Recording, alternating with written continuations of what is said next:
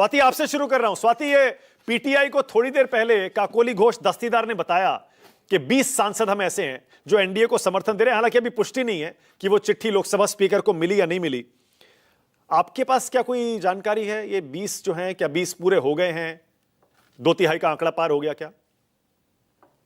मानक, first of all thank you so much for inviting me to this debate. As usual आपकी एक ही I think debate है जो सिर्फ न्यूज के बारे में होती है। यहाँ पे लोग एक दूसरे पे चिल्लाते नहीं, झगड़े नहीं होते।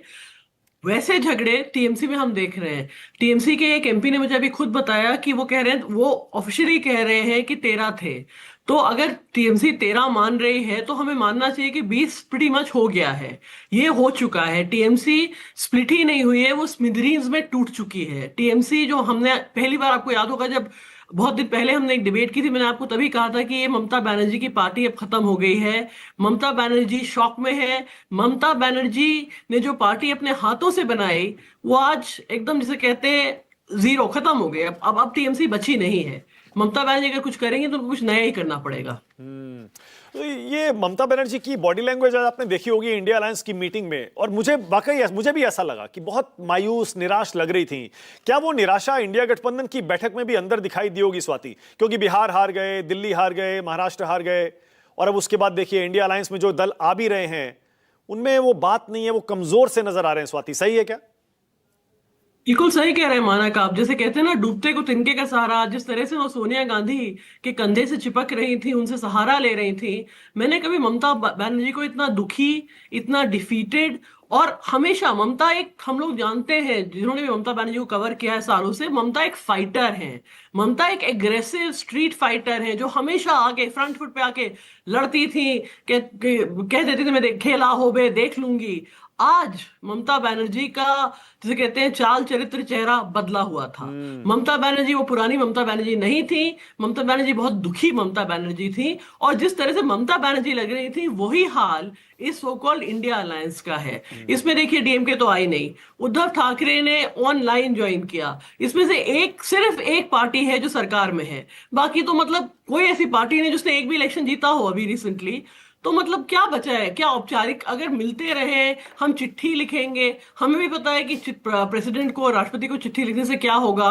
हमको ये भी पता है कि ये जो ब्रेकअवे ग्रुप है टीएमसी का, जो स्पीकर को चिट्ठी लिख रहा है, ओम बिरला कैसे रिएक्ट करेंगे। ओम बिरला बहुत जल्दी और बहुत अलैक्रिटी से वही करते हैं जो जो जिसे कहते हैं सरकार के पक्ष में हो, सरकार को फेवर करे। तो मुझे नहीं लगता कि इस मीटिंग से कोई भी ऐसी लहर आई होगी उम्मीद की, खुशी की, या इवन मतलब एक दूसरे को दिलासा देने के अलावा आज की मीटिंग का मतलब मुझे समझ में नहीं आया। ठीक है, अब एक सवाल और। स्वाति, आपको लगता है इसमें अब कोई शक नहीं रह जाना चाहिए कि टीएमसी की इस टूट के पीछे बीजेपी है? क्योंकि ये सारे बागी सांसद भूपेंद्र यादव के घर पर उनसे जाकर मिलाए फौरन टूटते ही।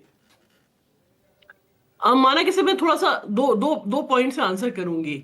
एक तो जिस तरह से ममता बनर्जी ने लेफ्ट को खत्म किया, मतलब एकदम पीछे पड़ गए जब वो सरकार में थी वेस्ट बंगाल में, उससे एक वैक्यूम क्रिएट हो गया जो पूरा बीजेपी ने भर दिया। उन्होंने ऑपोजिशन स्पेस ही खत्म कर दिया, दरवाजे खोल दिए वेस्ट बंगाल के बीजेपी के लिए। और दूसरा, ये कोई डाउट नहीं है कि बीजेपी ने बहुत ही सक्सेसफुल ऑपरेशन लोटस किया शिवसेना पे, जो हमारा स्मैश एंड ग्रैब किया पार्टीज का, और फाइनली सरकार बना ली। वैसे ही उन्होंने दिल्ली में किया, जो राघव चड्ढा वाला कांड हुआ।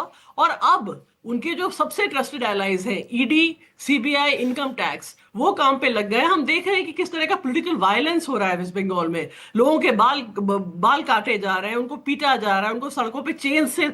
ऐसा पॉलिटिकल वायलेंस हमारे देश में पहले कभी ऐसा हुआ नहीं है। मैं खुद शॉक्ड हूं। और जिस तरह का नाराजगी आ रही है, और फिर उसके बाद ये जो सब टीएमसी के जो सांसद इस तरह से कर रहे हैं, सबके सब ऐसे हैं जो बहुत बहुत जल्दी बहुत अमीर हुए हैं, सबके खिलाफ केसेस हैं। और आपको तो पता ही है, जब ईडी किसी से बातचीत करे तो उसका एक ही जवाब होता है, हाँ। पंकज जी, अब एक सवाल आपसे। पंकज जी, ये अगर बीजेपी ने अकेले अपने दम पर बहुमत हासिल कर लिया, जो कि लग रहा है, अगर ये 20 चले गए, सोचिए जरा उधर, जिनकी पूरी संभावना है, तो 260 हो जाएगी बीजेपी। बहुमत का आंकड़ा 272 होता है। 10-12 मुझे नहीं लगता कि ये ऑपरेशन लोटस 2-3 और इधर उधर करेंगे, हो जाएगा।